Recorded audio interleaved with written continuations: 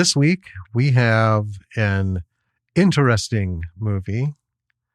Are you making those faces because of the movie? Yes. I can't blame you. It's a cult classic. It has several things. Yes. It's been on the list for a while. Mm-hmm. And, it has its place. It has its place. It certainly does. Yeah. So we dove into it. We sure did. And there you go. We learned about guinea bees. Guinea bees. I know. That's when I was listening for the sound check, there was guinea bees. Guinea bees and the egg lady. Mm-hmm. We're giving away all the good stuff. Oh, sorry. I won't say anything else. Okay. You. Well, shall we jump into this thing and talk about some stuff? No? Yeah, okay. Let's jump into it. Man, that was 2 hours of my 4 hours total wasted. Sure. Okay. Let's go. All right.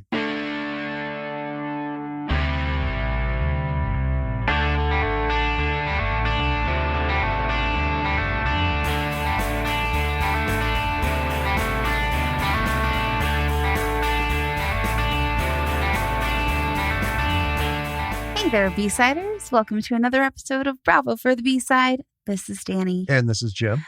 And this week, we have another horror movie. An oldie, but interesting-y. Interesting-y? I don't know if I want to call it a goodie, because I don't know that it's that good. But we kind of knew this going in. Yeah, I mean, I've seen this at least a dozen times. That's being conservative. I saw it once when I was like maybe 15. And I never went back until now. Well, it has a following because it has its place. Oh, it sure does. Right? Yeah. And it's one that's influenced a lot of horror movies, creature features. Yeah, creature features. In the years since. Kind of bringing it back to that whole thing. And not fantastic creatures. No. Mundane creatures. Right. I mean, they're kind of super for what they are, but still pretty mundane. Yeah. Well, I mean, animals. Yeah. There's Day of the Animals. Let's not forget that.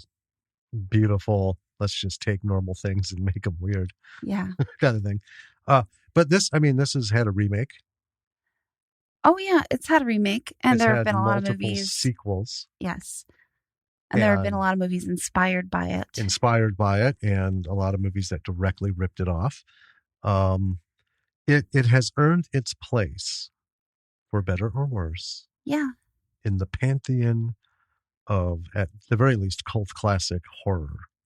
Yeah, and I think this is kind of tangential, but this movie on its own is kind of solely responsible for the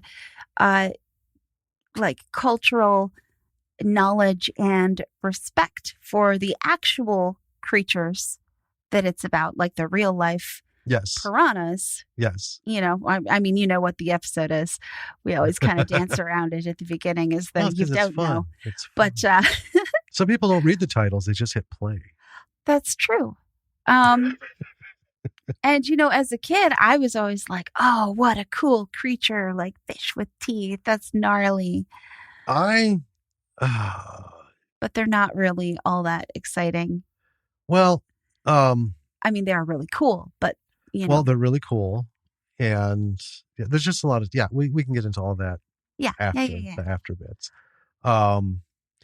So as we're recording, it's Valentine's Day. It is. Happy Valentine's Day, sweetheart. Happy Valentine's Day, my love.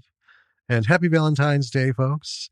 Or not, depending on how you do it. Or crappy Valentine's Day, whatever you want it to be. Yeah, everyone has a different take on it. Make it yours. We don't celebrate it. Not particularly. I mean,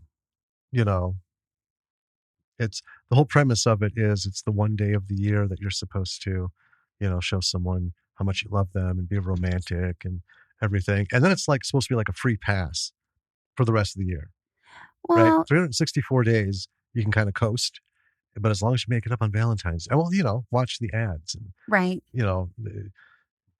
If you're an asshole on Valentine's Day, just drop $5,000 to $15,000 on a bracelet, and everything's all good for another year.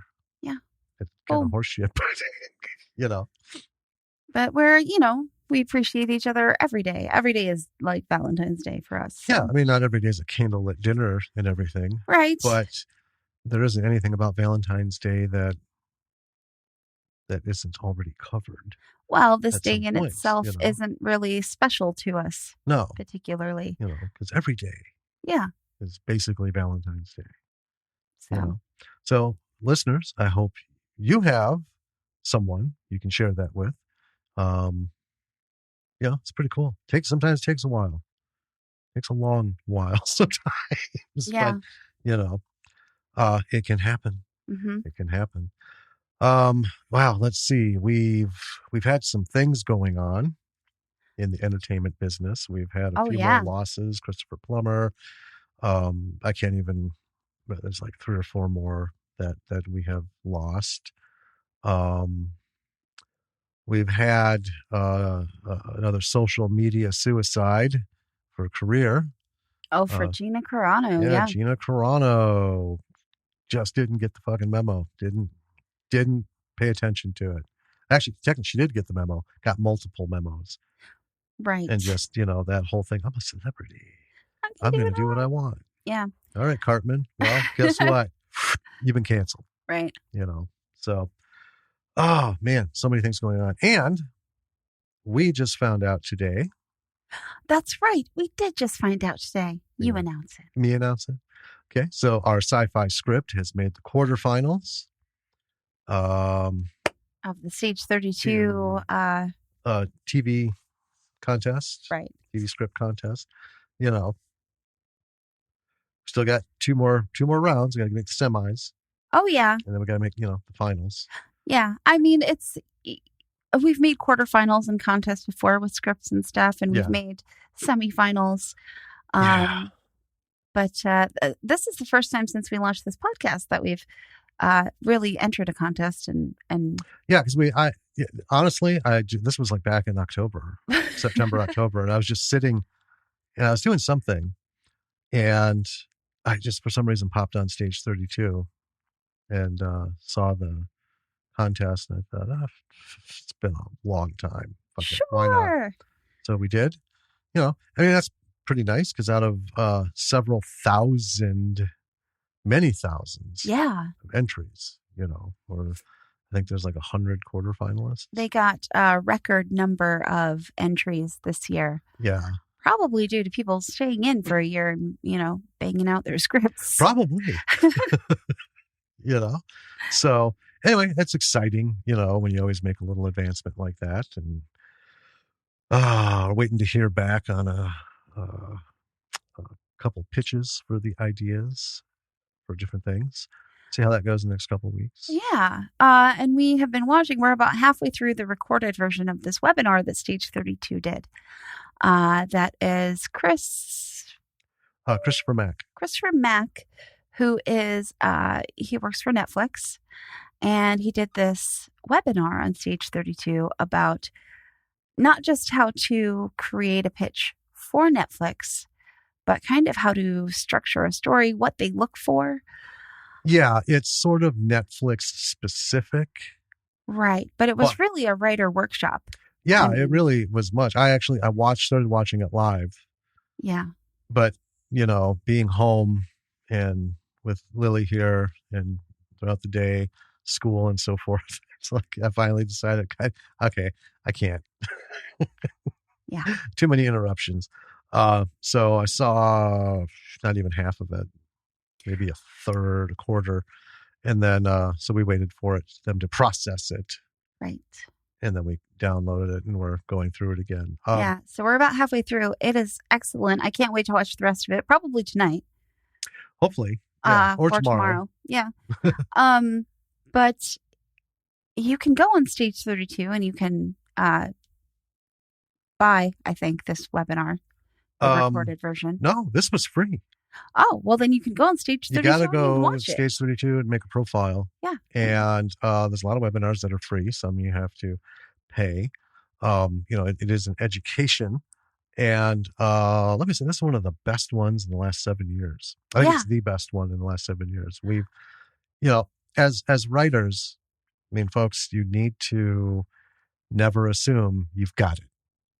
Right? Like, I'm plugged in. I get it. I know what to do. Because you don't. Because the shit is so varied. The more perspectives and the more ideas on how to do this that you can get, the better it's going to be for you. We have, I think, just downloaded that we paid for over the years. I think I've got 6 webinars specifically for pitching. Right.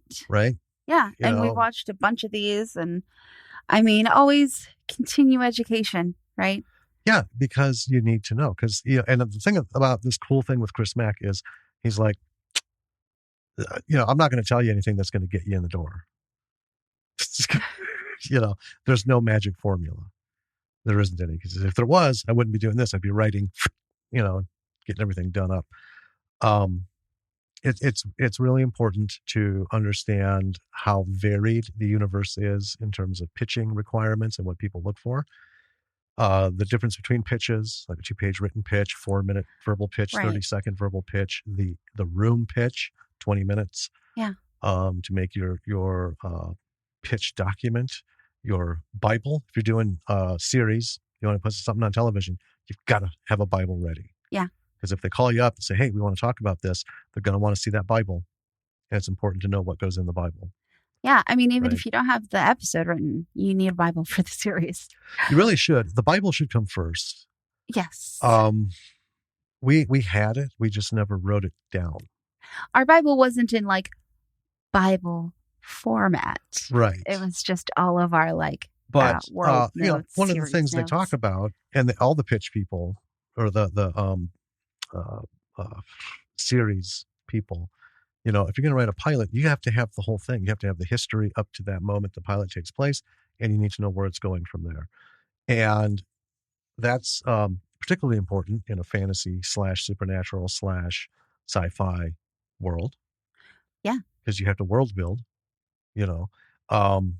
we had this world built. I mean, we talked about it. This thing happened, for that months. things happened. Yeah, before we, did fade in. And this is the one, listeners who've been, with us from the beginning will know we've talked about how this started out very differently than what it became. We sort of workshopped it in our drives to go visit your grandmother. Yes. Those are our great workshopping drives. Those were awesome. Oh my God. We had so many things that we pounded out in that 40-minute drive in the car. Yeah.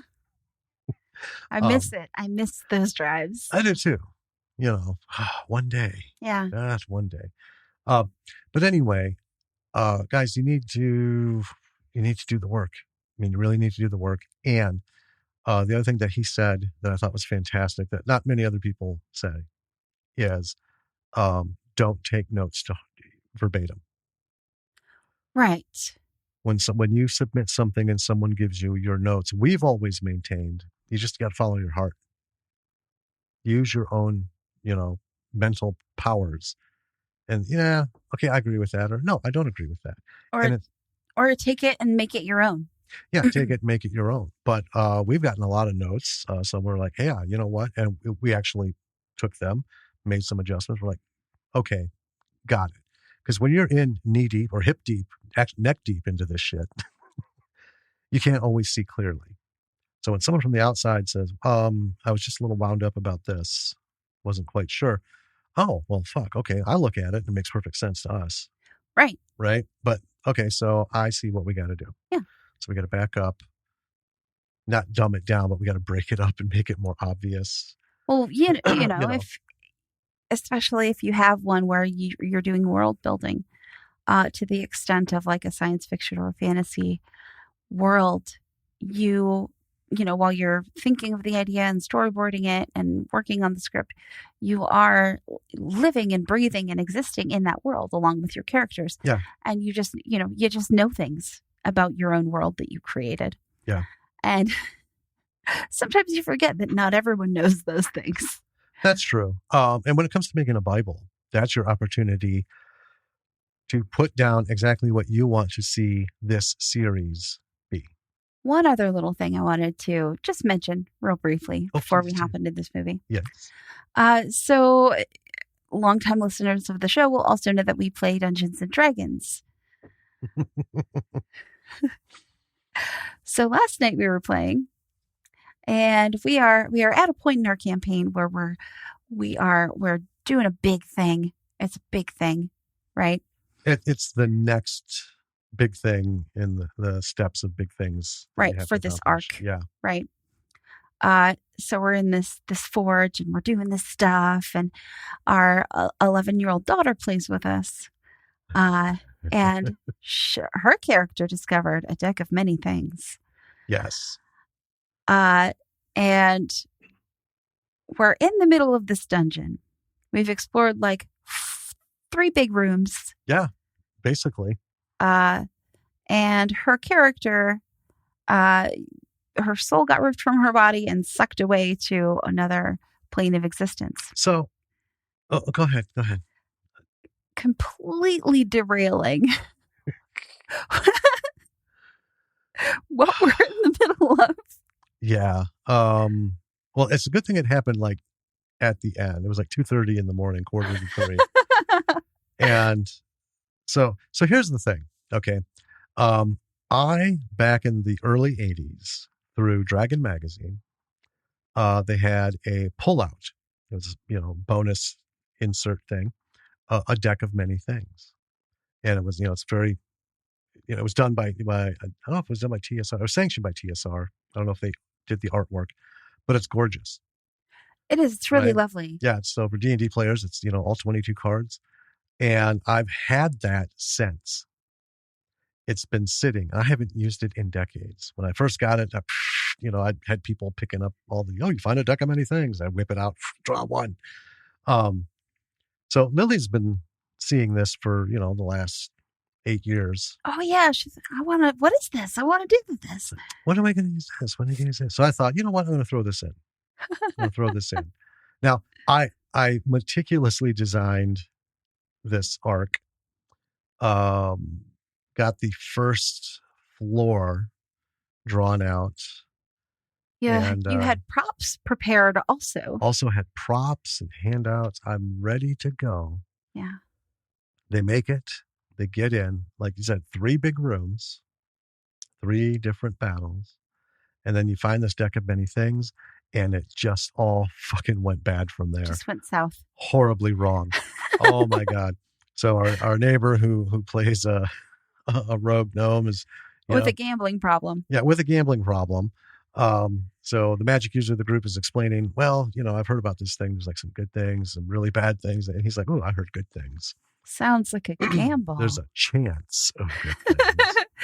So and now as a DM, I'm thinking they're not going to fuck with this because they're on this super important mission. It's literally life and death.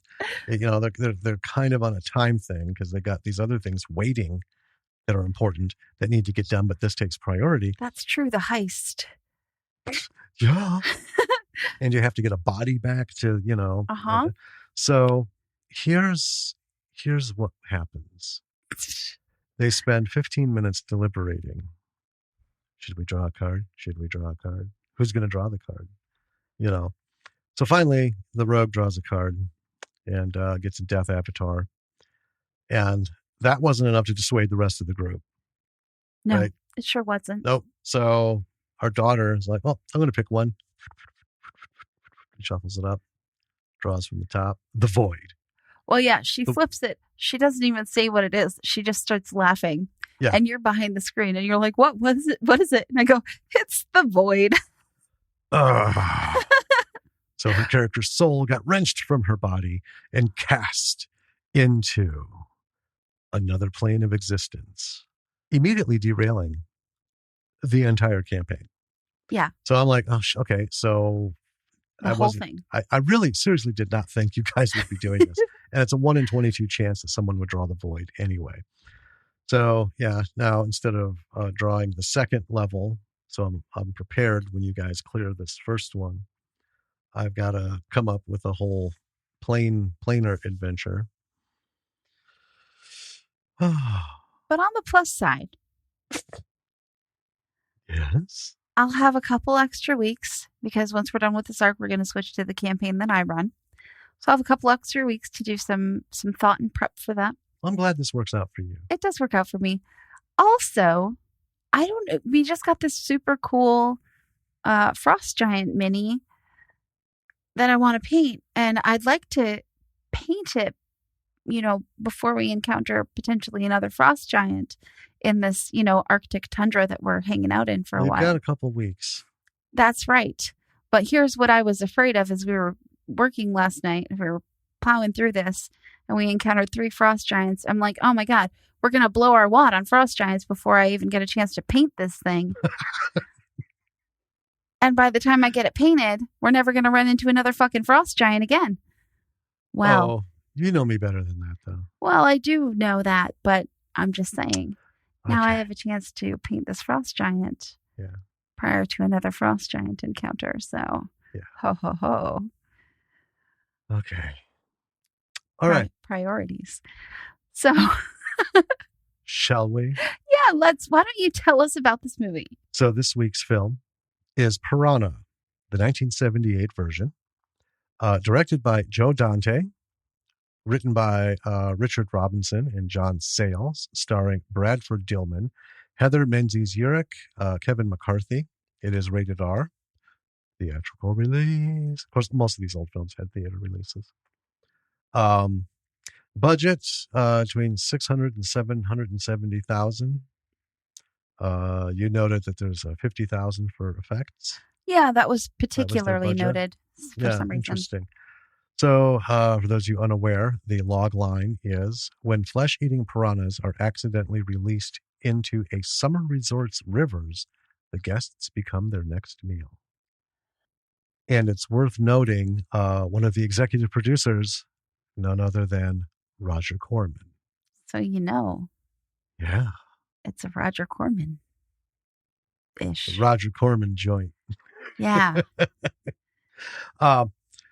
Yeah, so we wanted to do the 78 version because of its standing. Notably, the remake does not have the same kind of cult following. Well, no.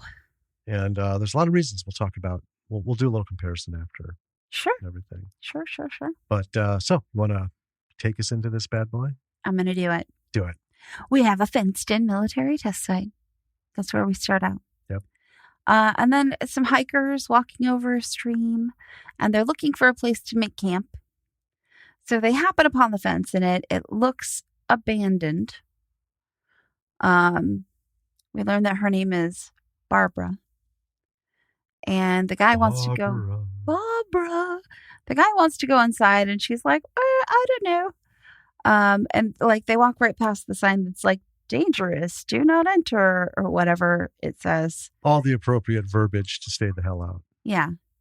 And notably, we do see that the stream that they were kind of walking over is flowing out of the test site and into the forest. Yes.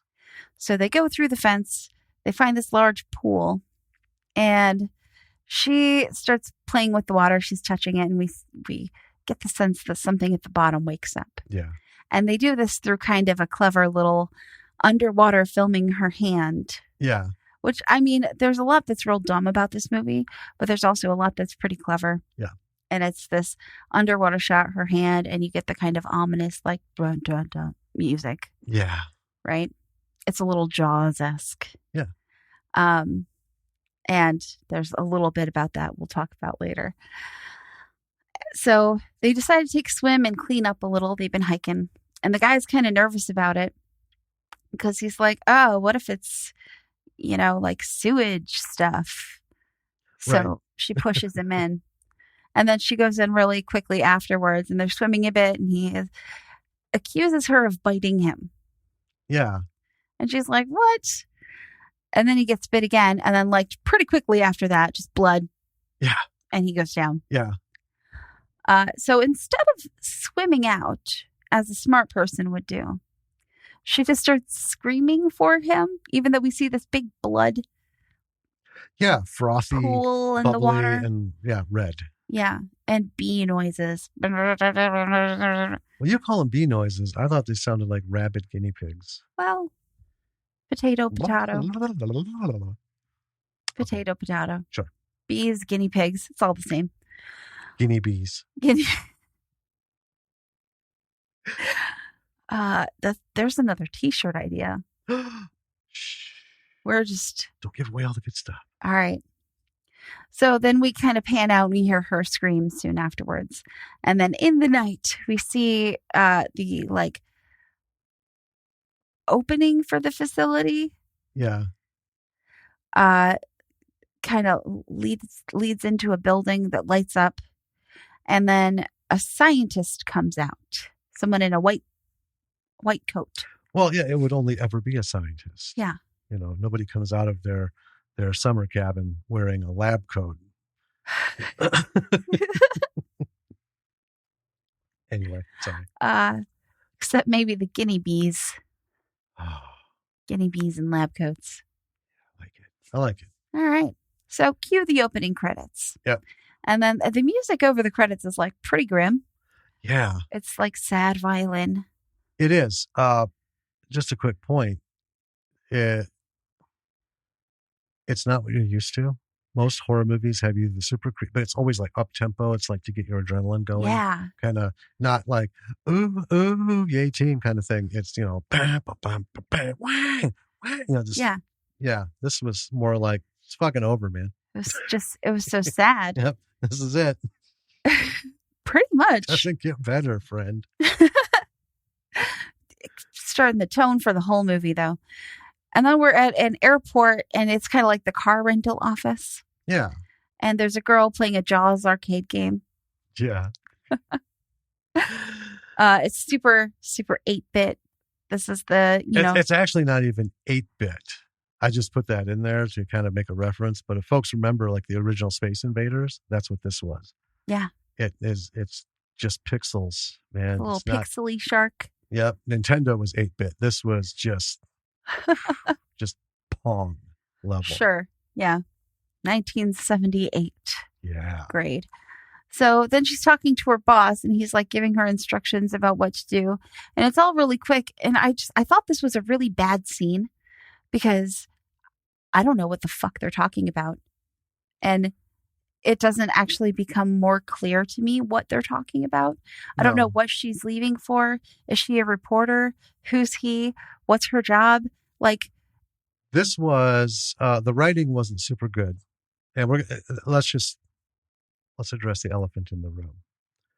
The writing basically blows when it comes to the conversation in this film all the way through. So folks, a little spoiler there. If you haven't seen that, you need to go watch it and go, oh. But anyway, that scene was super poorly directed because it was like rushed. You got the sense that like the Haitian hit squad was coming to the airport. Yeah. And they're like, oh shit, hurry up. Let's get this wrapped. Let's get this wrapped. Just go. Yeah, it was confusing. It was super confusing. Uninformative. Yeah.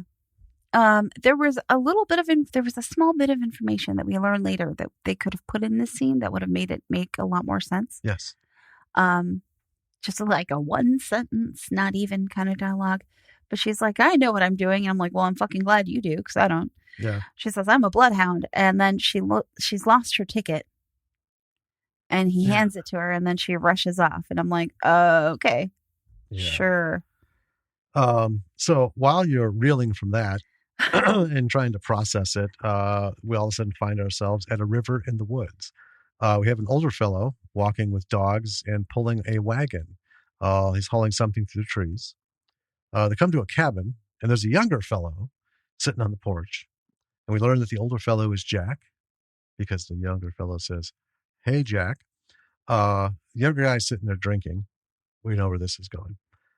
Jack hands him some booze, and apparently what's on the wagon is bags of cornmeal.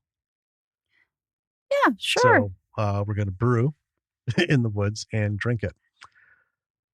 There's a bit of a speech by Jack on how life is good living near the river.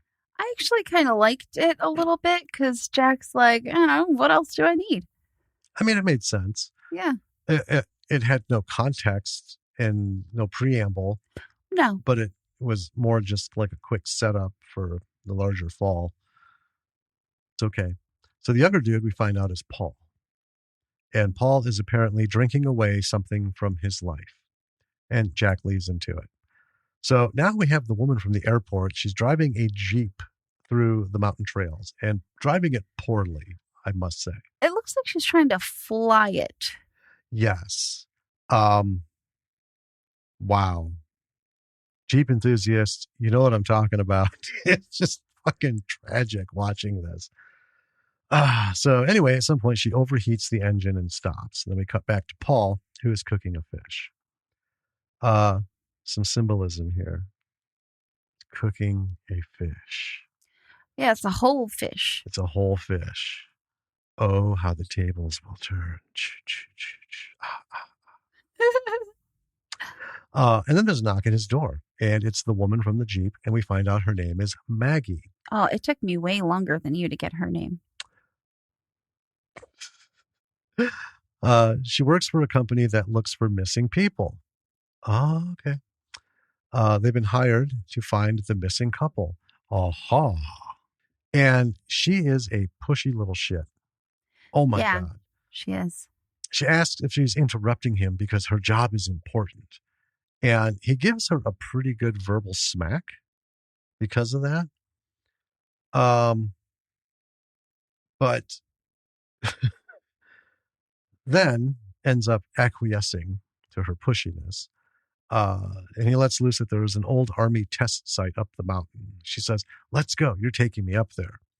And at this point, I'm like, so just let me say, my reaction would have been way, way different to her bitchiness. I'm not going to get into it now, but this character is exactly what you don't want to do. We'll talk about that later. So anyway, then we cut to him in the Jeep with her as they go to the site. They get up there. It's locked. She breaks the lock and storms in. They run up to the pier. She starts calling out for the missing couple. I'm thinking, is this why she's good at her job? She just like goes out and shouts. Because I have seen nothing or heard nothing from this woman to give me any indication of her. Actually, what the fuck does she do?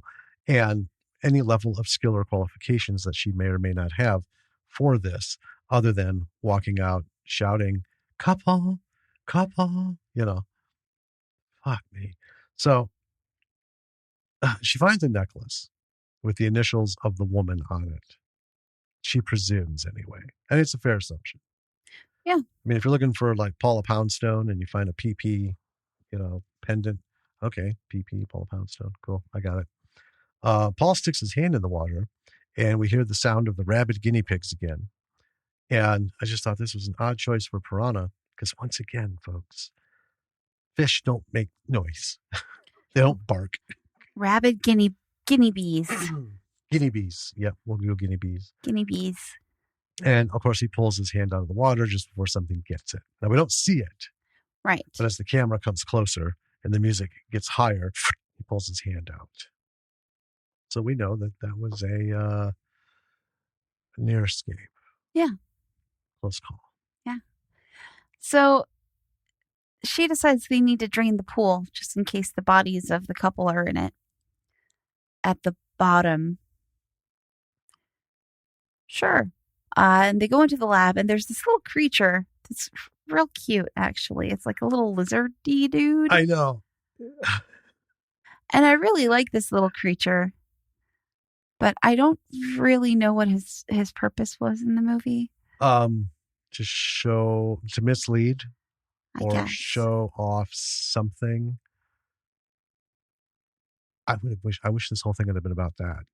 Yeah, I would have watched that little guy for a whole movie. would have escalated, or this would have elevated this multiple levels. Yeah. So he hides behind some specimen jars, Yeah. They find a bunch of stuff in this room. There's like other stuff in jars. There's a weird creature in a tank. I don't know, just a bunch of weird mad science kind of stuff. Yeah. And Paul's freaked out and wants to leave. Maggie finds the hikers' gear, like their backpacks, in the lab. Well, she finds a backpack. Right. And it's like, this must be theirs. Well, it's kind of like shoved in the corner. Yeah. And then she finds the drain switch for the pool and flips it. And then they're caught by this old guy who looks kind of like a janitor. Right. Who's super upset about the drain switch. Yeah. And an alarm bell sounds and they kind of scuffle and they knock the old guy, janitor dude, out. And then the cute little lizard guy makes a sad sound. Yeah. So they go back out to the drained out pool and they find some dog bones in the bottom. Mm-hmm. And then while they're chatting, old janitor guy steals their Jeep and drives away. And he's like having a meltdown as he's driving away. Yeah, I attributed it to like a subdural hematoma building in his brain, because, he for no reason was having some sort of like acid trip, like a reaction to bad drugs kind of thing. Yeah, I don't know. We had the weird focus and the wink, in and out. And then, of course, the really close shots of his eyeball. Like popping out of his head. Pretty much. So he crashes it almost immediately, and the duo catch up to him pretty quickly. So next thing we know, they have him tied up in bed, and he's waking up, and he freaks out. Yeah. He starts babbling about razor teeth. Yep. And then he's like, you let them out. There will be no way to stop them. And Paul and Maggie are like, well, obviously this guy's crazy, so let's just leave him tied up to this bed, go into the other room and chat. Sure. So that's what they do. Yep. And Maggie starts prying into Paul's life. And we find out he's an angry guy whose wife left him and he has a drinking problem now. And he starts talking about it, even though he said he didn't want to talk about it. We get a lot of exposition that really doesn't matter. Right. So then it's morning. And they're worried about the old guy they accosted and concussed and tied to a bed. So this is where the plan gets kind of confusing to me, because I'm not really sure what it is they're trying to do or why. But here's what happens. They're apparently going to take the old guy with them down the river. Well, he needs to get to a doctor. Okay. And they don't have the Jeep. Sure. And they're supposed to be super high up in the mountains. And Paul doesn't have a vehicle. I guess not. Okay. Got a raft. Well, that's the thing. So Paul leads her out to the dock where he has a raft. Now, please tell us about the raft. The raft is handmade and hand tied together by Paul and his daughter, I guess. Yeah. No nails in it at all. This is like a proper Huck Finn raft. Yep. And he's like, I never did test it. My daughter's afraid of the river. By the way, she's at a camp on the other side of the dam. Yeah. There's that. There is. And you might be wondering, well, what comes after that? I'm sure you know. And yep, we cut to the dam. Oh my gosh. I know. And there's a little blonde girl who won't go swimming. She's afraid of the water. I bet she's Paul's daughter. I wouldn't be so quick. Otherwise, what's the point of watching this movie? Then we have a camp counselor who is trying to encourage her. And then this asshole camp leader comes up and starts laying down guilt on the girl, saying if she doesn't swim, it will cost them some camp fucking competition. You think right away, what a dick. Yeah. And every time I've ever seen this, it's just from the beginning, it's just, the dick. This fucking guy. This fucking guy. What a dick. Because we all know someone like this. Yeah. Anyway, let's not dwell on this fucker. Yeah. Well, I also never, throughout this, I've seen this movie twice now. I never really understood exactly what the competition was. It doesn't actually make any sense to me. No. Okay. It doesn't. Glad it's not just me. Yeah. So anyway, he leaves. Counselor takes the girl off to do crafts. And then we cut to Jack sitting on a small pier at his place, drinking, talking to his dog. He's supposed to be fishing, I think, but not. I mean, it looks like his shit's there. Yeah. This is not how anyone fishes, though.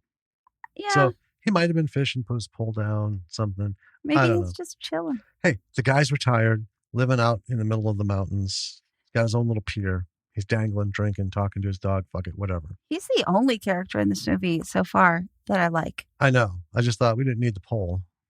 Yeah. All that. But anyway. So his feet are dangling in the water. All of a sudden the dog gets spooked. And then we see bubbles. And then we see a shot of his feet. And then we see blood. And then he's screaming. And then the dog is barking.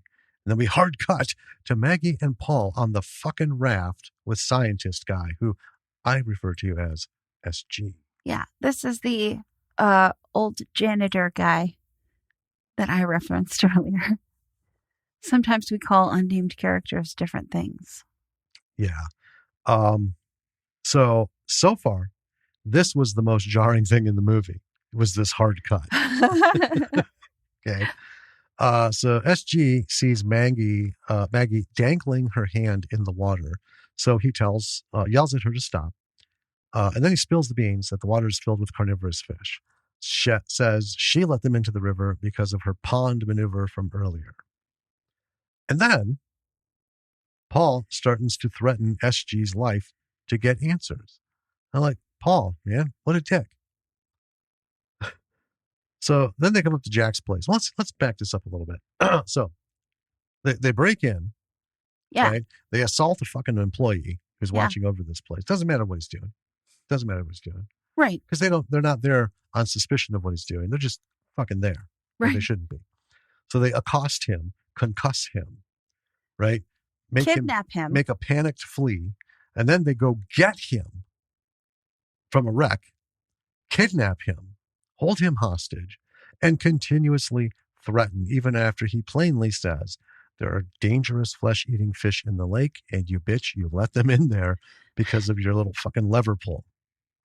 So what's the natural reaction? Is to threaten his life to get answers. I mean, Paul and Maggie at this point are looking at least 30 years in prison. Right? And that's if they've got super good lawyers. Yeah. Oh, fuck. So anyway, when they go up to Jack's place, the dog is barking. There's blood on the pier and there's no Jack. So they dock and they go looking. And they follow a blood trail from the pier and they find Jack dead. His feet and halfway up his legs, like to the top of his calves, just below the knee, are stripped to the bone. Yes. Mostly stripped. There's like enough to be bloody and chunky. Yeah, I mean, right? It's like it's decent 1978 special effects. Oh, yeah. I mean, it looked pretty good. Yeah. Looked pretty good. Then, and I love this, Paul, the all-knowing, says he must have dragged himself up and bled to death. Holy shit, Sherlock. Right? And if I gave that like any more emphasis or emotion or any kind of like delivery, I wouldn't be doing it justice, because that's kind of how he said it, almost as if as he was saying it during the take, he was in such a stunned state of disbelief that he's actually saying this and the director's making him say it. He couldn't believe it. But he got it out. Got it out. Maggie says she's sorry. Just like, I'm sorry. And I thought, not even close, woman. Not even close. So after this, we cut to the camp. The counselor and blonde girl are throwing darts at a picture of the dick camp leader. And then we have talk. The counselor ends up drawing a boo-boo on the girl's knee so she doesn't have to swim in the contest. I'm like, oh, fuck, whatever. This. So then we're with this dude and his son in a canoe. And so the dad gets got by the piranhas. pretty quickly. Yeah. And the kid ends up clinging to the bottom of the upturned canoe, right? Mm-hmm. Dad gets dragged in, canoe flips over, kid kind of scrambles up to the other side. Meanwhile, the scientist guy, whose name is Hoke, I had to look this up because no one in this movie knows how to pronounce his name. It's like Oak, Hoax. Hogue, Ho, Hole. Yeah.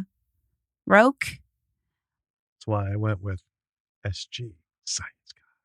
Yeah. I mean, we could just call him Science Guy. It doesn't really matter. And I'll tell you why in a minute. The group talks and realizes that the river flows into the camp resort lake. Mm-hmm. Right? So then as they're going down the river, they see the canoe kid as they're floating with the canoe going down. And so Science Guy jumps into the water to save the kid. Yeah. I mean, he doesn't really help all that much. Well, no. I don't know what the point of him diving in was. He didn't get them there any faster. He didn't help the kid hold onto the canoe. He contributed nothing to the situation. Right. I think that's fair. So he gets attacked by the fish, and he helps the kid cross over to the raft, which they could have done if they just pulled the raft up to the canoe. But it's fine. Right. They could have just got up next to it, grabbed his hand, and then moved on. Yeah. So they pull Science Guy up onto the raft, but he dies of the very minor scratches he seemed to occur by all these guinea bee fish attacking him. Yeah. Before he can tell them how to stop the fish. They're like, how do we stop him? And he's like, dead. Yeah.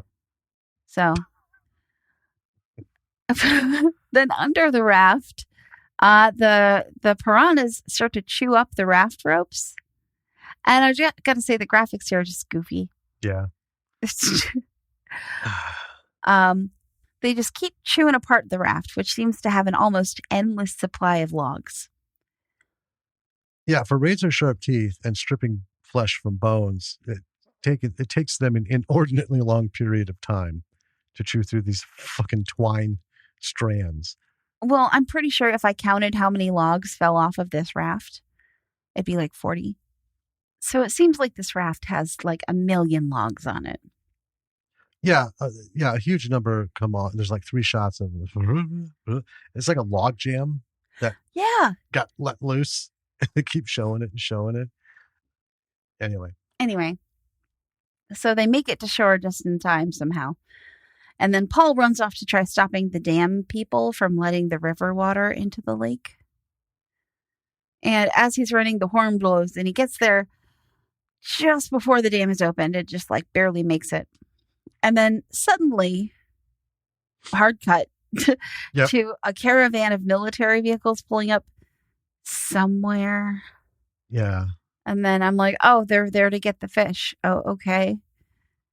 I guess we jumped forward in time a little bit here. There's a soldier throwing some raw meat into the river, and he pulls it out, and it's been eaten. So they're like, oh, there are deadly fish in there. So the military talk about their plan to kill the fish. And then they invite Paul and Maggie to join their team. And Paul starts talking about how the fish have another way to get into the lake besides the dam, literally pointing to a map and an offshoot of the river that goes directly into the lake. And the military colonel guy is like, nah, fish are dumb. Yeah. And that's about the extent of his reasoning. I just got to say, I'm pretty sure anyone who's an engineer and knows about dams and that whole thing has seen this movie and had the same exact feeling that I did. Who designed this fucking dam? How can you have a functioning dam when you have a river, then there's the dam, and then the below dam river. So at the top of the river traditionally becomes a lake. But then you've got another river that not only is coming towards it, forks and is dumping water into the dam side and the downriver side. Well, that's just it. The dam there is stopping the river water from getting into the lake. The river flowing into the lake. This because they went from one. That's how they get from one side to the other. I know. Anyway, super bad. Yeah. So then the colonel guy is like telling them that the project does not exist and basically is like, if you talk about it, you'll swim with the fishes. So then they just pop Paul and Maggie into a tent, and Paul tells Maggie to distract the guard by coming on to him so they can escape. And she's pretty terrible at it. And then somehow they steal a military vehicle and get away. Yeah. And then we cut right away to the dickhead camp leader. He's sleeping. The phone rings. It's Paul on the other end. We know this because dickhead calls him by his last name, yells at him, calls him a drunk, and then hangs up. And then back to Paul and Maggie, who are speeding along with some terrible, terrible music. Yes. A cop pulls out after them with his lights and siren. Paul pulls over. Then they're talking to the cop. The cop recognizes Paul from a previous arrest for being drunk. Puts them both in his car to take them to the station. There's a lot of activity in this conveniently desolate mountain place. Yeah. Right? I guess if the scene calls for it, make it so. Anyway, so at the station, the cop is told by the colonel to hold them. All right, whatever. Small note, it's night out. But the shot with the cells, it is full noon sunlight pouring through those windows. Sure is. I mean, wow. To like burnout bright. Anyway, moving on. So at camp, it's scary story time. Then at the dam, an old monster movie is on TV. It's an aquatic monster movie. Yes, it is. Then some oddball conversation with the colonel and some, I thought he was a construction dude, but he's just there overseeing the construction. I'm still going to call him construction dude. Who goes on about how no one's going to know about the colonel's investment. Yeah, and we're like, we didn't know about it, so. At this juncture. And yeah, I don't care. What does this have to do with anything? Right. Should we spoil it? No. Okay. At the camp, two counselors are hanging by the water. One of them wants to race to the island. There's a little island out there, right? The other one isn't in the mood. Something is up her ass about something that means nothing about anything. It is the most painfully irrelevant diatribe of the show so far. Then Dickhead shows up to catch campers swimming. It's still night, by the way. Yeah, first he wants them to swim, and now he's like, they better not be swimming. It's after hours kind of thing. So they tell him that campers are swimming up by the waterfall. And then they tell him they're on the other side of the lake. I'm like, wow, okay. Neither counselor goes swimming. I wrote goes camping. I wonder why I did that. I don't know. But neither of them end up going swimming after jackass leaves. So back in the jail, Maggie is trying to kick loose a sink pipe in her cell. You enjoy this, don't you? I do enjoy it because while she's doing this, she's just like talking the whole time. Yep. Telling this story. The story behind why she's doing this. So she kicks the pipe out, turns the water on, and of course, without the catch underneath, it's going everywhere. She picks up the toilet lid, breaks it, and another cop comes in. She says something is leaking and she's going to get pneumonia. The cop goes in. She knocks him out with a piece of the toilet lid. And I'm like, worst shot ever. It looked so stupidly bad. Oh my God. The only thing worse than this is to do a shot of a magician doing his thing and then have the camera positioned where you can see all the fuckery of what he's doing and there's no illusion. That's the only shot that would be worse. So then she has to pants him because she can't get the keys off of his belt or loop or whatever. Takes forever. She lets Paul out. So then we cut to town. There's a cop coming out of a diner. A cop car speeds by and the pair of pants hit him in the face. Like, yeah, why not? Nothing else in this is working so far. So how about a failed attempt at humor? Oh, man. And this is the point in your notes where your notes became a lot less detailed. Okay, so at this point in a horror movie, the horror should be like raging. It's true. All right, folks, we are in the third act now. Okay. Yeah. We should be full into immersively into the horror. We should be left, right. It's happening. It should be nonstop. Nothing has truly happened yet. And we get nothing but fucking irrelevant, extraneous dialogue. And guinea bees. Okay. Not enough guinea bees. No, not even enough guinea bees. No. And yeah, I just stopped noting every little thing. So I was like, it's another fucking conversation. It's another fucking conversation. It's another fucking conversation that had no beginning in the first two acts, has no relevance now, and we'll never address it again after. So, yeah. Yeah, you are correct. I checked out. Yeah. So then we're at the grand opening of a resort or something, and we get a shaky aerial shot. And it's 78, so I'm not super critical of this aerial shot, But even in 78, they could do better aerial shots. But it's fine. It's fine. I got the sense it was a budget thing. Well, because these helicopters charge by, in these kinds of things, like every 15 minutes, quarter-hour increments. So I bet they were just like, okay, get over here. And when he gets here, turn the camera on. And then, they tell the pilot, okay, so when you get here, then I want you to race the fuck back. So I'm not paying for any more than I have to. Yeah. So, he did that. Yeah. So we get this shaky aerial shot of a budget-sized extra crowd at this resort, which suddenly grows to a crowd as we have the normal shots. Yeah. So the place is open. There's lots of people in the water. Then we're at the camp with the kids, and it's time for the water competition. So they buddy up the kids. And then with Paul and Maggie, we get a short, pointless conversation about whether piranha are salt or freshwater fish. And then we're right back at the camp. Yeah. It's like, yeah, I don't know. So the camp jerk guy is insistent that Emily, the little blondie, get into the water. And she is not about it, slips away while he gets distracted by the other kids. And then we kind of get shots of kids swimming interspersed with the stolen cop car, like flying through the countryside. Right. Right. Dukes of Hazzard style. Yeah.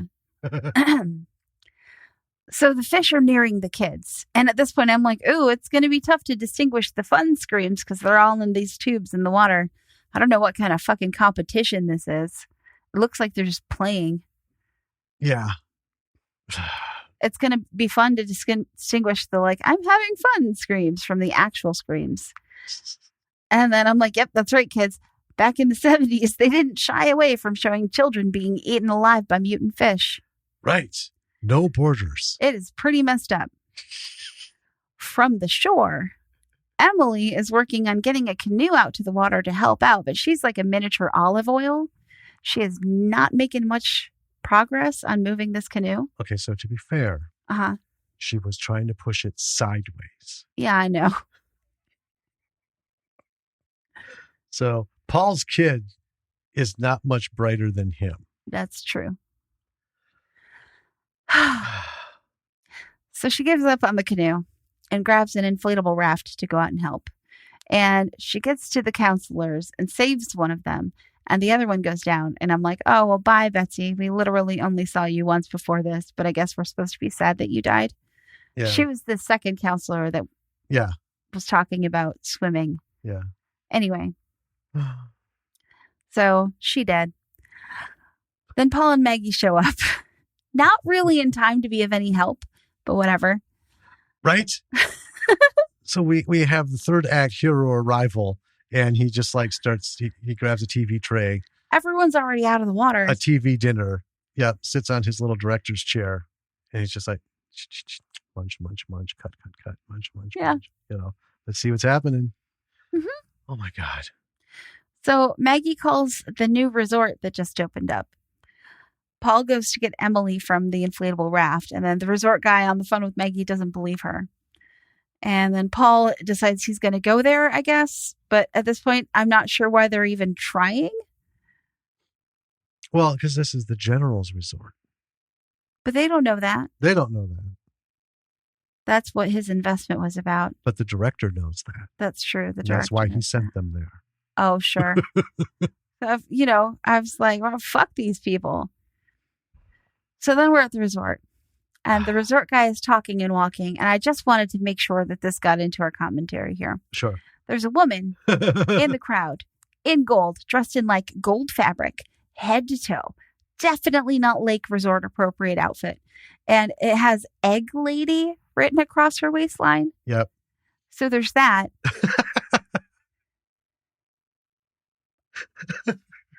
I want to know about this lady. I want to know so much more about her. I'm going to get a documentary going. Egg Lady. Who is the Egg Lady? Who and why? Yeah.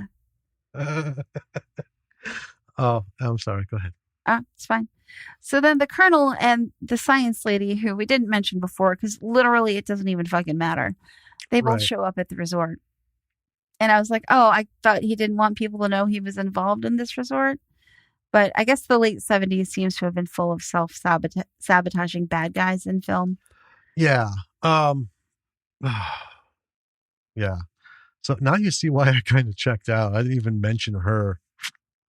Egg Lady. I brought it up while we were watching. I'm not talking about Egg Lady. Oh, Science Lady? The science lady who's with the military. Yeah. She's as fucking useless of a character as any. I don't even know why she's in this. I don't. This is like the Indiana Jones argument from Big Bang Theory. You could literally edit her out and it wouldn't skip a beat. Literally, you could have not made this movie. With none of these characters needed to be in this movie, and the same thing would have happened. Yeah. Oh, wait, Maggie needed to be in it because she drained the pond. That's it. Oh, okay, that's fair. Yeah. All right. So anyway, all this is going on. Now, I started writing this. I'm not an avid boater, but here are a few things that bother me. So we have a water skier and boat going full speed in a narrow channel. It's the river. But it's not the river, is it? They showed them in a narrow channel. Well, I thought it was the river. Well, then they get back to the river, right? For no reason, they're in this narrow channel. And then they're back in the river. Divers near the middle of a slightly wider channel. It's not the full river that we saw before. They're near a buoy, but no dive flags, no flag on the boat, no anything. Nope. So absolute disregard. And I'm sorry. I know this stuff. There are things you can and cannot do. There are things you should and should not do. No one who made this movie had any concept of any of this, particularly the writer who just like winged it in there. So somehow the skiers pass a dead diver from the aforementioned boat, even though they blew past him at like 70 miles an hour earlier. Okay. They haven't turned around. They've just been going downstream. So now there's a skier yelling things at the boat, not using hand signals, not doing anything. Not a surprise. No one hears anything. We got a random guy in a boat wearing a helmet for no reason, a crash helmet for no reason, speeding right towards another boat, not towards the skiers. You're supposed to, I mean, if you use your imagination, you can see what they were going for. But when you see the shots, clearly he's lined up on this other boat. They pass. He runs into So now we know why he has the crash helmet. And I'm just like, what the fuck? So this was the one place in your notes where you wrote a lot more than I did, because my whole summary of this scene was there's some water skier and some divers, and a diver dies, and then boats are exploding for some reason. Well, that was it. That was what I wrote. So, let's break out our 70s movie checklist, right? We have reckless young people. Yeah. We have high-speed stuff, boats, cop cars cutting through alfalfa fields. We need an explosion. Fish don't typically explode. So what are we going to do? Oh, I know. Let's just have some random guy in a crash helmet. Let's film him in the crash helmet, by the way. Let's not worry about editing. Let's just put the fucking stuntman in and go. And have him run into a boat and have it blow up, because that's what boats do when they, when fiberglass hits fiberglass. Apparently, boom. Anyway, I only had more notes because this shit bugs me. So finally, at the resort, we got the amplified music, got people in the water, tick-tock. Doesn't take long. Piranha, blood, screaming, bubbles. You know the drill. Cut to this, cut to that, cut to this, cut to that. Now, I love the bit where the resort owner's aide comes up to tell him, piranha are eating the guests, sir. Yeah. Probably the greatest line in this movie. Well, it is preceded by the guy coming up and being like, hey, there's piranhas and stuff. And the resort guy's like, I don't fucking care about the piranhas. What do they have to do with me? And he's like, well, they're eating the guests. Yeah. Well, not long after Paul and Maggie arrive, hooray! Yay! And the colonel falls into the water. Hooray! Yay! The resort owner looks on with an oh shit look on his face. Kind of like, there went my funding. Paul and Maggie jump in a boat. Paul wants to empty a smelting tank into the river up ahead because it's going to kill the fish instantly.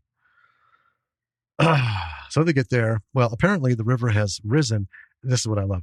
Downstream from the fucking dam, right?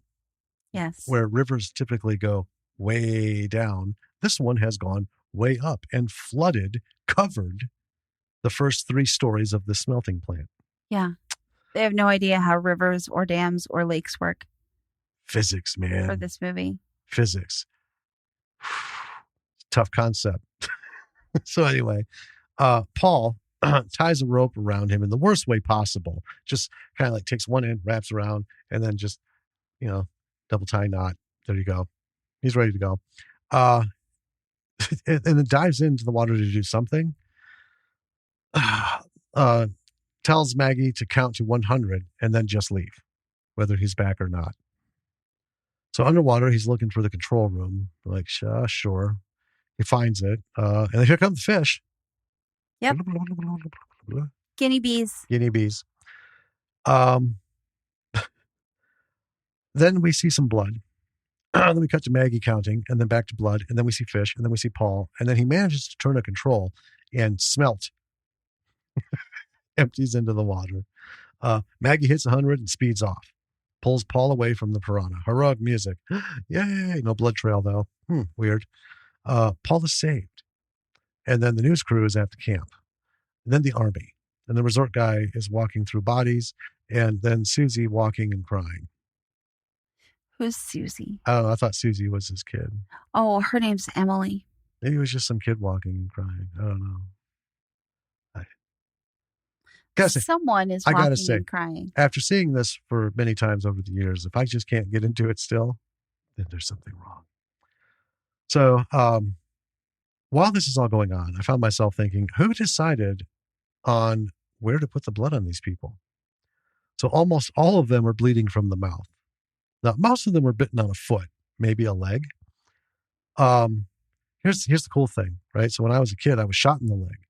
And I can tell you from experience, you don't bleed from the mouth. What? Oh my fucking God.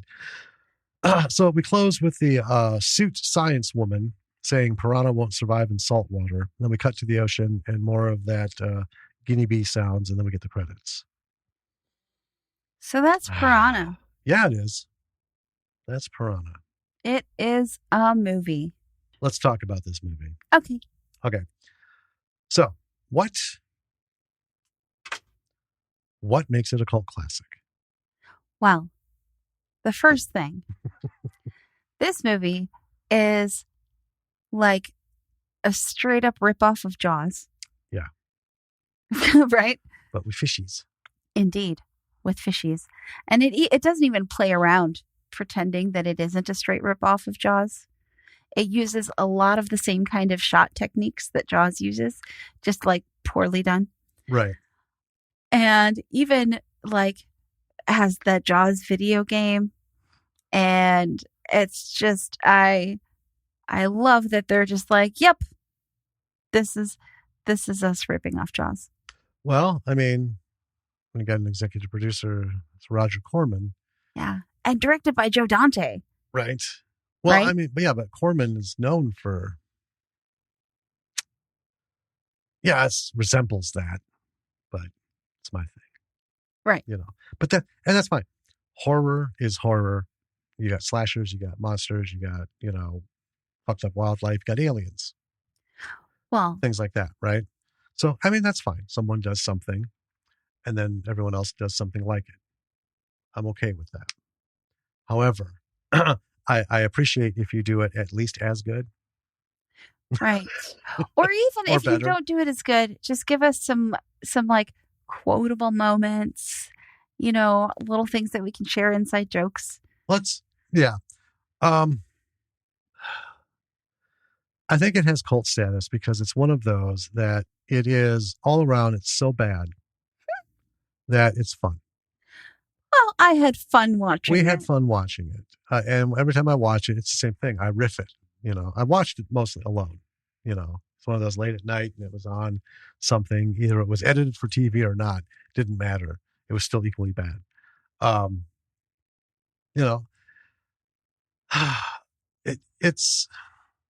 It has its place. It appeals to some people. It's way below my expectation threshold for a number of reasons. Number one, the dialogue absolutely sucked. It was rushed.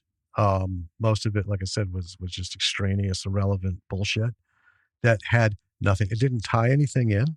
It didn't connect the characters. It didn't enhance the plot. Didn't move the story forward. Didn't give us insight. It was like, well, we got to put these people on fucking screen. What are we gonna do? I'll just, talk about your fucking tuna salad recipe or something. There is not a single likable or interesting character in this entire movie, except for Jack. I think because we had so little of Jack. Maybe. If the writer had given him more time, I think he'd have killed Jack too, in terms of likability. Possibly. It was short and sweet. Yeah. And you just, sorry to see you go. So I think it's cult status because it's a B movie. Went out there, tried to do something. It was unusual. Super campy. Yeah. Not good camp. Like accidental, ooh, dude, that's not what you're going for kind of camp. And I think the only thing that really connects with people, in my opinion, the only thing that connects this movie to me is that irrational fear. As you're watching something like this, you can't help but think about, technically speaking, there could be something in the water. Okay. I grew up in a little town. The little town had a river running through it. Mm-hmm. Okay. And this river was a popular hangout point for kids from the town. And growing up, you'd get a canoe or a kayak or just an inner tube and you float down the river. Yeah. And that was, not to sound like a fucking bumpkin, but that was like what you do for fun in the summer, right? Petticoat Junction, South Central Wisconsin. You grab a bottle from your parents' liquor cabinet, right? Get a 12-pack of soda, grab some buds, go down the river. Okay? Yeah. I get it. All right. there are fish in the river, Yeah. you know, and that was always my thing. I don't think that I'm like a hoity-toity, like, oh, I don't like nature person. But I went down that river enough times and had enough times happen where I felt a fish like nibble my toe, as they do, because they're little things, and fish are curious, dumb little creatures, right? And you have painted toenails or whatever, even if they're not painted, and they're like, nip, nip. And you're like, oh shit, something's nibbling me. I don't like this. This is, nope, no. I So get it. I wear shoes on the river, or I did. I haven't gone down the river in a lot of years, but I wear shoes on the river because that freaks me the fuck out. And thinking about like carnivorous fish, Right. Piranhas, Mm-hmm. even. And actually, I'm not really scared of piranhas because I've learned a lot about them. Well, if you were in the Amazon, you would be. Well, yeah. And that's kind of what I'm getting at. So the irrational fear, because you don't think about it and don't fear it until now. Like I was a little kid, when I saw Jaws, and I was all about it, right? But and none of my friends saw it. Parents wouldn't take them to go see it, But I would think, because we, lived in Rockford growing up, and there's a big river going through that whole city, and we were just a couple blocks from it. Now we never swam in it because it was suicide. That river's gross. It's gross. It's got 3 different currents. If you go out there, you're going to drown, period. And they don't know if you're going to be upriver or downriver to find you. Or you're just going to get pulled straight down to the bottom, which has happened, and like stuck in the goo. It's just weird. So the river itself had a life of horror and intrigue. But I would often think, it wasn't long after that I found out, the reports of Africa, bull sharks. Was it bull sharks or tiger sharks? I think it was bull sharks that would swim up the rivers, freshwater rivers, and they had shark attacks like miles and miles inland, and people are like, you're out of your fucking mind. Shark, you can't have a shark up here, right? Well, it took a long time. Yeah. And they figured out, they're right. And so I was really into sharks. I had shark books and everything. And I learned a lot that, Jaws is kind of fantastical. Right. Right. Shark's not going to come up and, vengefully attack a boat. But not knowing where this fucker is. And I had, by this age, had read Moby Dick. I was very well versed on that. And that's kind of where, excuse me, Quint, oh yeah, that was his thing. It's like, we're going to get this fucking shark, and he's not going to stop till he gets it. Oh, it's absolutely, that shark Jaws is his white whale. Yeah. And he doesn't have quite the same motivation as Ahab, but it's like he's paid to do it. He's going to see it through because he just hates these goddamn things, but he also envies them as his nemesis sort of thing. So I got all that as a kid. I'm like, oh yeah, this is pretty cool. Okay. But then Piranha comes out. And I'm like, oh, Piranha. Oh, they live in a river. Sweet. Okay, so that's like the movie. Of course, there were no videos to watch and stuff because this is 1,000 years before the internet. But sure enough, did see some specials eventually within like a couple of years on PBS and stuff about Piranha, mostly because of the movie, I think. Because it started getting kind of a vibe. That's what I'm saying. That movie, like, single-handedly made people aware of piranhas. So not only just reading about them, but seeing like a documentary and some film, I thought, okay, 2 things. 1, it's impressive. I would be scared shitless of these things if I lived in the Amazon. Absolutely. Right? Number 2, what made the piranha in the movie like monsters? Right? Yeah. I was, and watching it again and again and again, and we went into it with this, and I found myself thinking about it. There's nothing about these fucking piranha that put them at any level beyond the other piranha. No, there really isn't. Right? Except the guy says that he like experimented on them, but Yeah, and except the fact that maybe these are attacking everything in sight. Right. Okay, and normal piranha feed when they're hungry. Yeah. Right. And they don't typically get into a blood frenzy, unless Well, they do it's when a big thing. Yeah, and there's they'll go until it's mostly gone and stuff. I mean, seeing them go after like a water buffalo, oh, it's impressive. But anyway, nothing about this film has elevated Piranha to a like horror level, other than just the simple creepy. What if there were a piranha in a lake? Right. And then we get so how many people can piranha kill? How many piranha does it take to kill a person? It's a slow death. Yeah. And when there's more than one person, it's even slower. The sense of urgency was lost in this. And every opportunity was missed. Because you can take something so mundane like this, and with the proper direction and framing and editing, if you know how you're going to tell your story, you can build the tension, the suspense, all of that. Nothing. They just gave us guinea bees. Yeah. I'm like, oh my God, please attack something. I want to see something happen. Right. Because when the fish are attacking, those people aren't talking. And that was, yeah. So I think it's at the B movie cult classic. Cult classic status. Because it has some things that people bond over, kind of like the Troll movie. Troll 2.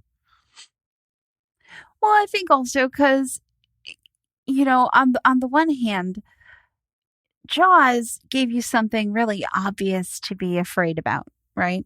Yeah. Everyone knows what sharks are. Right. Piranha, they had this very clever idea of taking something that not a lot of people at the time were super aware of as a thing that existed. And making it like, this could happen, right? We both grew up in towns where there was a river going through the town. Lots of towns have a river going through them.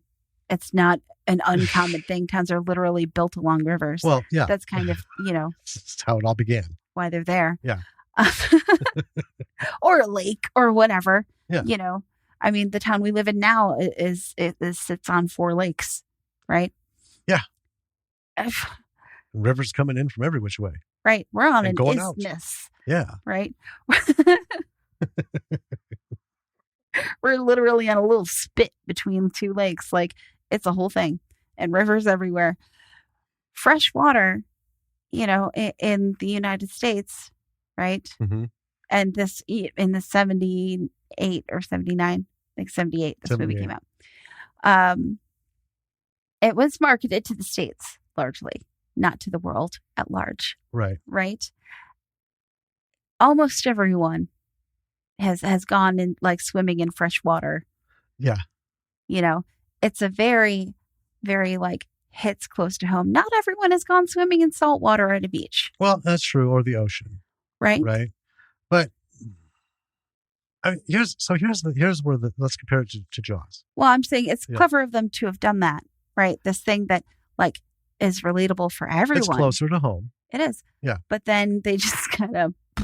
Well, and here's where it failed. So Jaws, even though it people can't identify with having gone to like Martha's Vineyard and out east and vacationed and swam in the ocean. Okay, fine. Haven't been anywhere near where there could be a shark, even like in like the butcher shop. Sure. Right. Fine. So Jaws gave us a situation that involved the shark. Right. Built the characters around that situation, Brody, and did a wonderful job of building the characters. And we had the urgency. We need to get rid of this shark. It's killed people. It's going to cost this whole town their paychecks. Yeah. So this is really important. It set the stakes for us right away. And then Brody puts together what he has to as a team to go out and get it. And then we have the shark. And I think, the fact that Jaws came from a book, they had a head start because You don't option a book if it's shit. Sure. So, it was a good book. It was a good book. And it set all of this up. But that pacing, they kept it for the movie. So we have the heroes, we have the situation, we have the stakes, and then all of a sudden we have the confrontation. And it was very suspenseful because the shark kept breaking, and we know all about those stories, and they're legends now. Oh, yeah. And it worked in favor of the film. But then we get a confrontation with it. Right? It's the showdown. And then it ends how it ends. Piranha, we don't have any of that. We have people fucking rambling on about shit that has nothing to do with the movie. No likable characters, no real stakes. Like, oh, it's going to kill the whole town. Yeah. I don't really get that. And nobody in this movie was like a big somebody.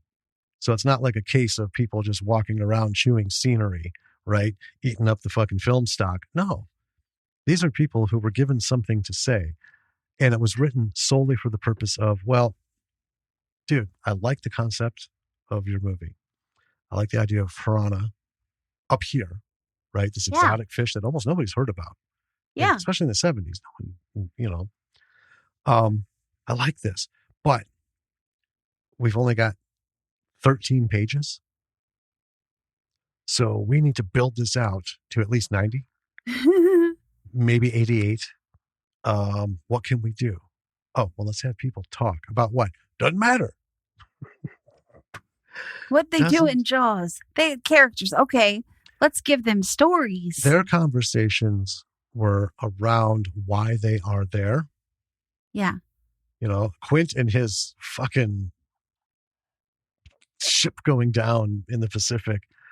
That is legendary. That is Shakespearean level fucking shit. But it had everything to do with what they were doing, and it set the tone. Oh, yeah. And you understand, goddamn, this is creepy. And I see now why. If there's a shark to kill, I'll kill it. Oh, yeah. Hell yeah. And he wants his money, but more than that, he just wants to kill a fucking shark. Yes. Right?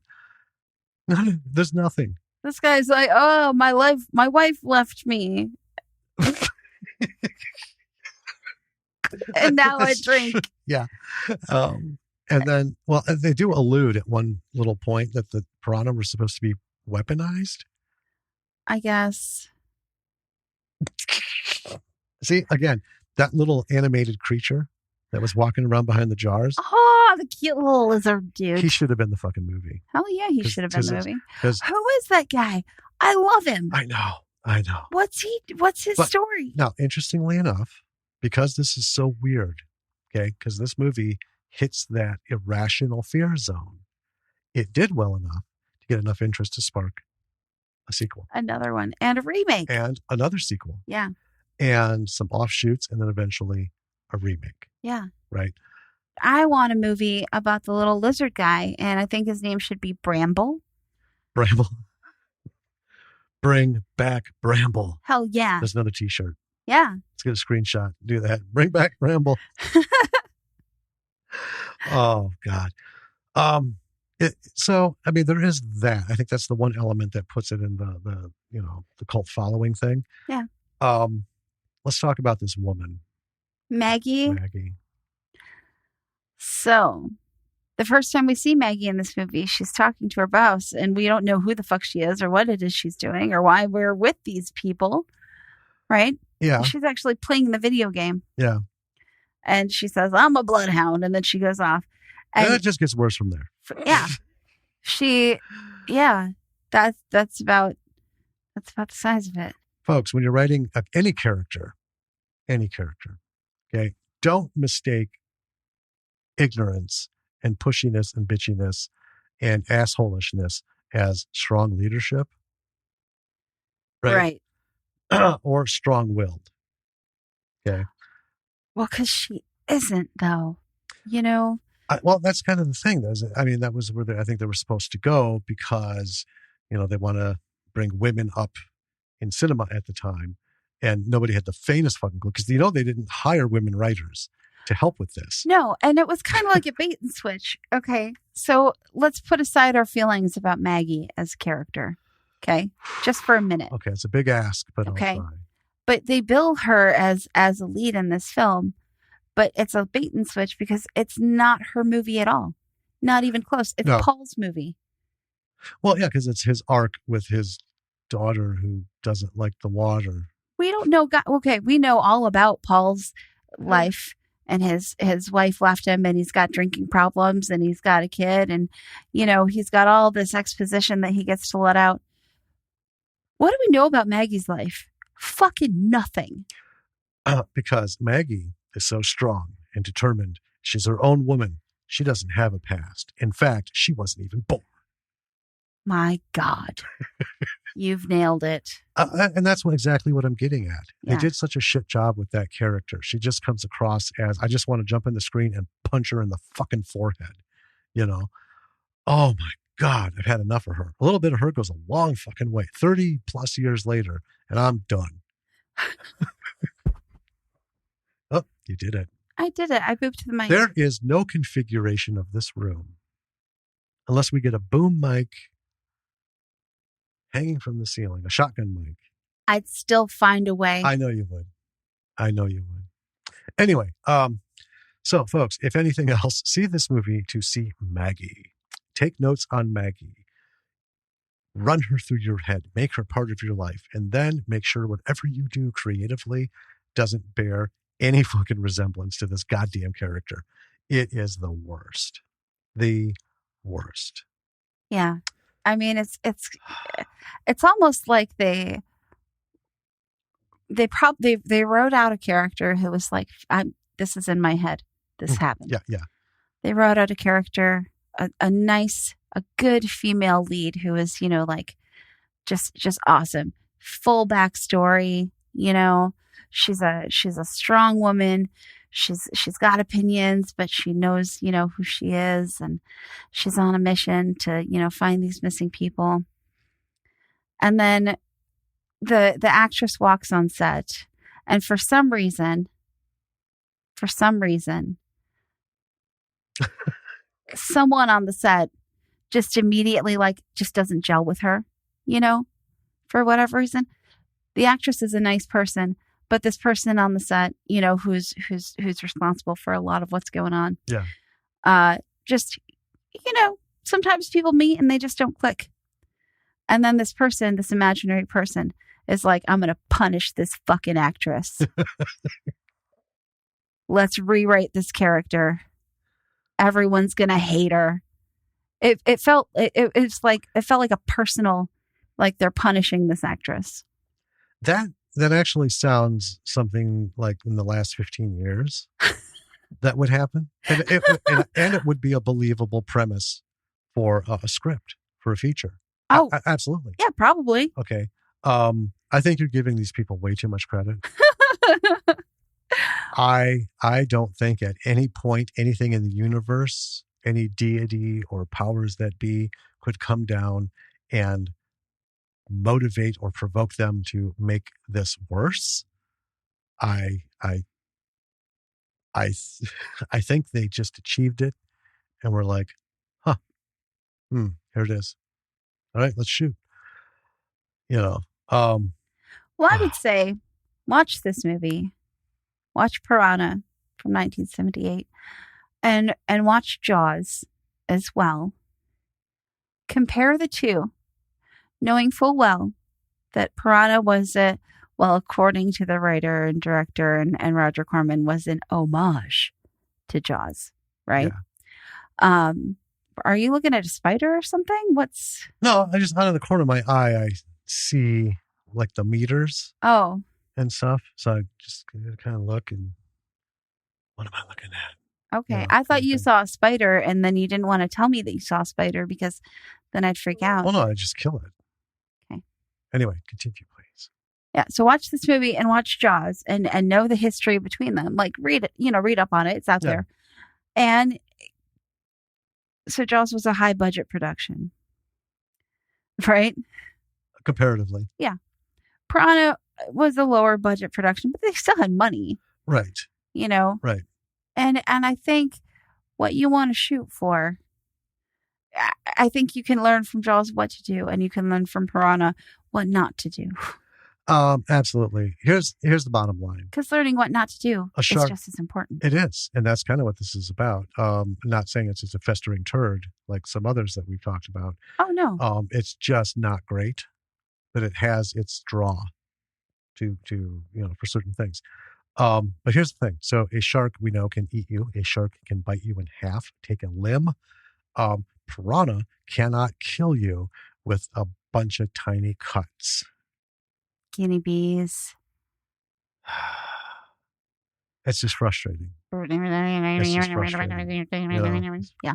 Fucking ankle biting fish are killing people, But here's the thing. This is what, I guess the big lesson, right? So again, compare Jaws. Jaws all the way through is really good because it meets beautifully all of the things we look for in a film. Okay? Yeah. Characters, the stakes, the setups, the different acts. It all threads together. Piranha it just goes on and on and on.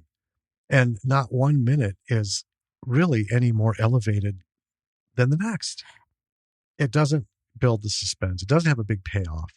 It has characters that are completely irrelevant to the story. 90% of it is dialogue that has nothing to do with whatever's going on. These are important things to eliminate from your scripts as you're writing them, B-siders. It's got simple rules. Anything that's happening in any scene has to move something forward. The plot, the tension, the emotion, the progression or development of a character, or even a detail point. Mm-hmm. Okay. Even those like cutaways, we have a lot of like subtle cutaways in things that we write, Not every second of everyone is, it's not like a James Bond on cocaine, get to the end kind of, thing. But everything that happens has to develop something. And in those, we use those little segues. That's kind of like our voice. We like to develop characters in the off moments. Little moments like that can build that level up. There's none of those in this film. These segues are not building character. Like you said, suit lady, science lady. Oh, sure. I think she was somebody's wife or sister or girlfriend who was involved in the production, because there's no fucking reason for her to have been written into this at all. Yeah, I have no idea. Just miserably. She contributes nothing. Nothing. And it's almost confusing. Yeah. Because they have this like argument over something and you're like, what are you even talking about? Who even are you? Yeah, right? What the? So. Anyway. So long story short, Piranha is a cult classic. It has a following. If you watch it, you can have fun watching it. I would not expect to have a, lights out under the covers with your significant other, embracing each other's arms, holding each other tight through the fear and the scare. If anything, you'll be holding each other while you're laughing and sharing angst. Right. At what the fuck is this person even doing here? As far as lessons, it's a lot of what not to do. You've got to pace a movie, but to pace a movie correctly, you have to have actually like a story that makes sense. This kind of it's a flatline all the way through. There's no heightened.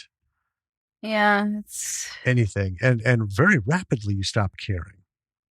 And we were just talking about that because it's what Chris Mack was talking about. And we've talked about it in past episodes. You don't have to have a likable character. No. They have to be interesting enough, though, for the audience to want to see more. Well, yeah, they don't have to be likable. They just have to be interesting. Right. None of these people are likable. Or interesting. Except for Jack. Jack is likable. Not particularly interesting, but likable. But again, he only has, like 45 seconds. True. Yeah. They're not likable nor interesting. So, yeah. Now you can see what happens when you don't have either of those. Yeah. All right. So, with that. Yeah. With that. Check out our website. It's www.lordsofmisruleproductions.com. Well, you can find all the stuff there. Past episodes, our blog, links to where you can subscribe on whatever platform is your jam. Yep. As we stumble upon some, I add them. We're on all the big ones. Yeah.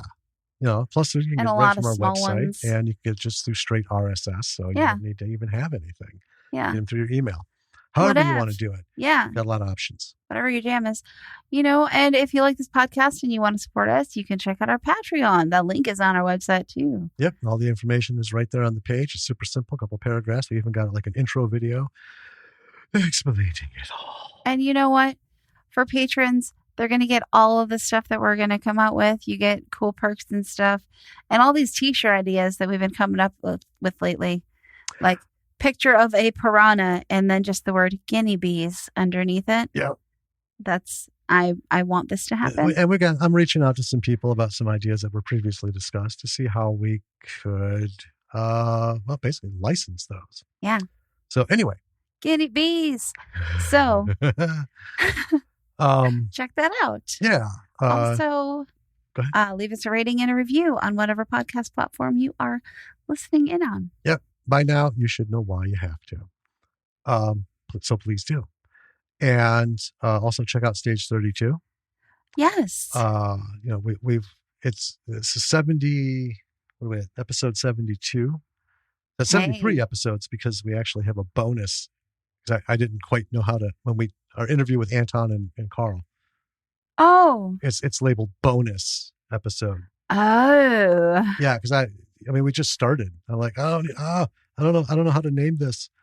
Should we have interviews as separate or whatever? So anyway, God, now I forgot what I was going to say.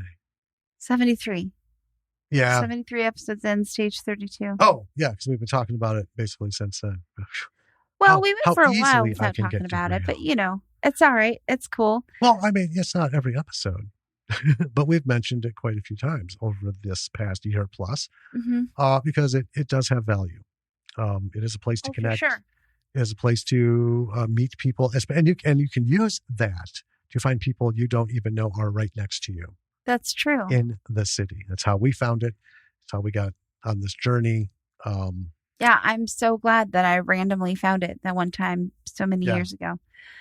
Because it's a cool site to be a part of. Yeah. And even though we're thinking the end of this fucking odyssey of pandemic is in sight, it isn't yet. It's a good way to reach out, good way to contact, good way to start building connections so that when this shit does go up and we can get back to a normal semblance, of life, you will have people to go meet and have coffee with and write with and discuss film with and maybe shoot with and make something with. Yeah. Right. So please do that. That doesn't cost you anything. If you're serious about what you're doing, pay for some of the classes, the webinars, the lectures, the whole series and stuff. If you have an idea, it's not a joke. American Film Institute, all these major places are using Stage 32's education model. Oh, yeah. They're part of actually degreed classes now. And RB and company have been asked to actually write curriculum. That's awesome. So it's not just a fucking, it's a screenwriter's website kind of thing. No. Right. They've grown for 12 years, 10 years. I think 10 years. I think it's 10 years. Yeah, if you're serious about it, you gotta do something. Yeah, because when we joined up, they were still pretty young. Yeah, they didn't have a whole lot of anything. Yeah. They have really worked at growing and getting some quality stuff. Yeah, and if you are wondering how to get your idea in front of like executives, how to get matched up with people, their Happy Writers program, you can buy pitch sessions. You can do verbal or written pitches. Mm-hmm. And, it's not like, I know I would be suspicious, right? Yeah. And I would have been if we hadn't already been a part of the site for many years when they started doing these pitch sessions. Right. But they are legit. Well, it took us a while to actually do one. Yeah. And they're not that expensive either. No. And here's the bottom line, folks. We have been in contact with a number of producers and managers in Hollywood, not wannabes, These are Right. people who have been doing shit for a long time. Now, the one thing Stage 32 doesn't teach you is how to deal with dicks.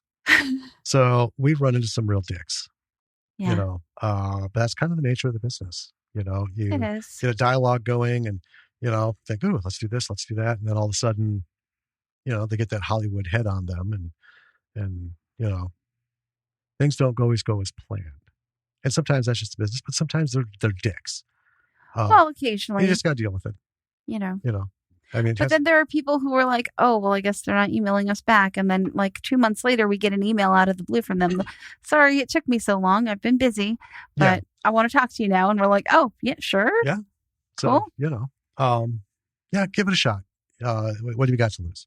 Yeah. At least just sign up so you can get to meet people, make connections. And you can always see, like you usually can see and know who the people are. Occasionally they have the like, this is a mystery executive, but for the most part, you know who the person is, where they work, what they've been involved in, so on and so forth. So do that. Keep wearing a mask, even if you're getting your shots. Jesus Christ, can we just quit fucking whining like goddamn fucking babies? God, grow up. Everyone's like, this is America. I got an idea. How about you actually be a fucking American? Be as tough as you say you are and quit bitching about a fucking mask. Oh my God. Right. That's your breaking point. Yeah, that's what makes this country great, is we're so fucking feebly fragile that having to wear a mask crumbles society. Right. Fucking it. Wear a mask. God damn it. Anyway, get your shots. If you're not lined up for them, be patient. Keep your eyes out for them. Because, it's eventually going to happen. Yeah. Just be prepared. When they're ready, get in there and get it done. Yeah. And then we'll see what happens. Mm-hmm. Until it's gone, it's not gone. So let's act like it's not gone until it is. Yeah. So there's my PSA and frustration. Keep writing. Yeah. Check out our past episodes if you're just tuning in. A lot of great interviews with a lot of fantastic creatives. And, whole list of movies to watch, folks. Check them all out. And then listen to us tear into them and tell you what about them is good. Or in this case, eh. Pretty much. All right. Well. B-Siders. Until next time. This is Jim. And this is Janny. We'll talk to you soon. Bye.